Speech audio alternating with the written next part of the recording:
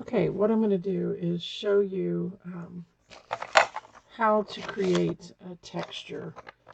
So I've been working on this sunflower project, and for the center of the sunflower that's brown tones, I want to create texture and dimension.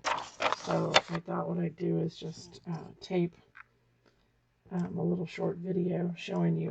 One way is you can take the low fire, no fire piping paste. This is the black. I always date mine when I opened it, and then that way if it's stiff, I know, that it could be old. This is a little stiff. You can add a little couple of drops of the GM300 glass medium to thin it. Once it's dry and hard, you cannot reconstitute it. I keep it scraped down. You can kind of see that in my jar so that I don't waste any of it. So if I were wanting to create a texture for that center, say this is the center of my flower. So I'm just going to take some of the paste with the tool, and my tool is really old and falling apart. You don't need a whole lot on here. Basically, you're making it's like a grout. Think of it that way, okay? All right.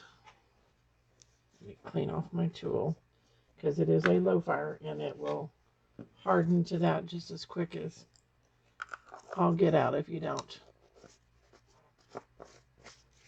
get it off of your brush and everything that you're working on. Okay, then I went in and I found some coarse amber. This is some frit that Slumpy's sells. Here's a medium. This is an earth blend, so it has some of that same amber. It's also got, it looks like two different, like a nutmeg type color and then a brown color, which are opaque. This one is coarse pale amber. And of course, anything transparent, the black is going to take over on that. But we can experiment and try. Terracotta is what that, one of those opaque. You can see that there's some of that in there. Now, you could always take and put a little bit of the terracotta down first. Kind of push it into the paste. Okay. So you can use the paste by itself as a grout. Okay, and I'm going to grab a few chunks of that amber color. I am using 96 COE glass, and I just grabbed a scrap of glass to do this on. Okay, so that is there. You can leave it at something like that. You could come in with your blends, on top. You can also, I'm going to take some of the terracotta. I don't need quite that much. It's a small area. I'm going to take some of that earth blend. Okay, and that's got a couple of different, it's got some transparent and some opaque. And I'm going to grab some of that amber so that I've got a coarser, different size frits in it. Now, anytime you're wanting to create something with a little bit of dimension, you can use the layering mix that we carry. Layering mix is the key word. You can layer things on top of each other when it dries.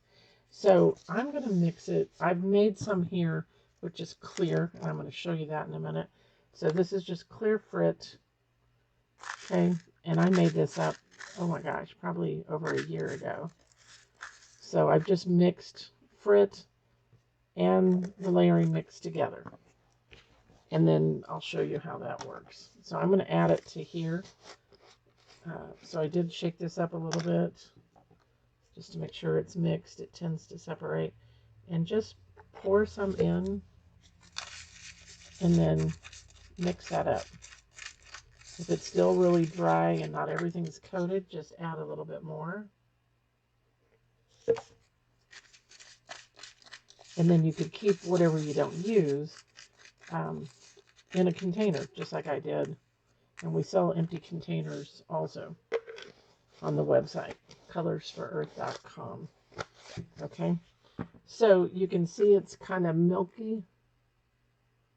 All right, so I can take this and add it on top of here.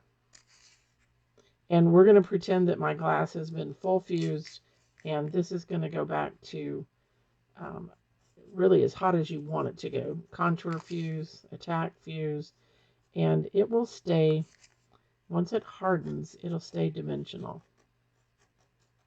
Okay.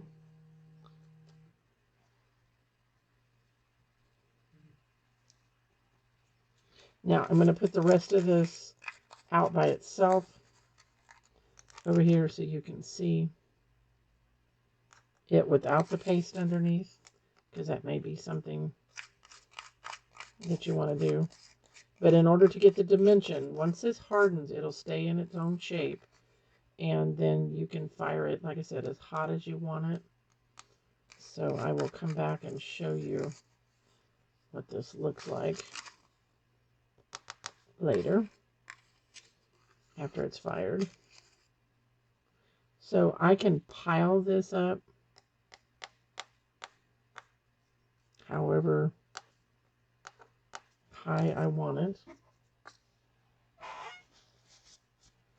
Let me show you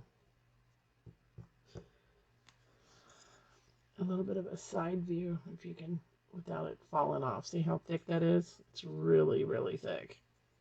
Let me turn on the side camera and show you on that. Okay, so see it there? It's pretty thick. I mean, there's my fingernail next to it, and it's, I would say it's at least 1/4 of an inch thick. This one's a little bit shorter. This one's taller. Okay.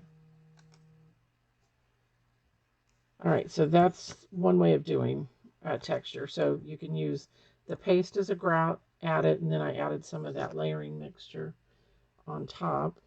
You can also just take clear frit, if that's all you've got. You can actually mix it with one of your enamels. So we're going to make a couple of different